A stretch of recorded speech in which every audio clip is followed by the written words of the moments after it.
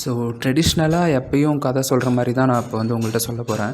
ஒரு magic word இருக்குது. அதாவது எப்படின்னா, ஒரு டேரக்டருக்கு, ஒரு கதாசிரியருக்கு, ஒரு ப்ரொடியூசரை போய் அப்ரோச் பண்ணும்போது இந்த வார்த்தை ஓப்பன் பண்ணா அப்படிங்கிற ஒரு வார்த்தை இருக்குது. ஸோ இதை வச்சு நீங்கள் யூஸ் பண்ணும்போது உங்களுக்கு வந்து அந்த கதை சொல்கிறதுக்கான கான்ஃபிடென்ஸ் இன்னும் கொஞ்சம் அதிகமாகும்.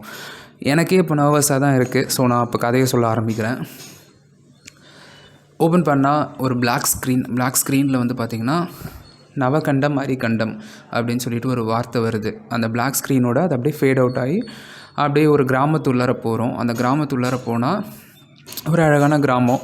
அந்த கிராமத்தில் அப்படியே போயிட்டுருக்கும்போது பார்த்திங்கன்னா, ஒரு ஆலமரத்துக்கு கீழே கல்லுசாமி இருக்குது. கல்லுசாமி பக்கத்தில் பெஞ்சு போட்டுட்டு கருப்பன் அப்படிங்கிற ஒரு கேரக்டர், ஒரு வயசான ஆள், ஒரு சாமியார் மாதிரி இருக்கார். அவர் வந்து உக்காந்துருக்காரு. அந்த கருப்பங்கிற கேரக்டர் வந்து முணுமுணுத்துக்கிட்டே இருக்கார் அவரோட வாயில். என்னென்னா, நவகண்டம் அரிகண்டம் அப்படின்னு சொல்லிட்டு முணுமுணுத்துக்கிட்டே இருக்கார்.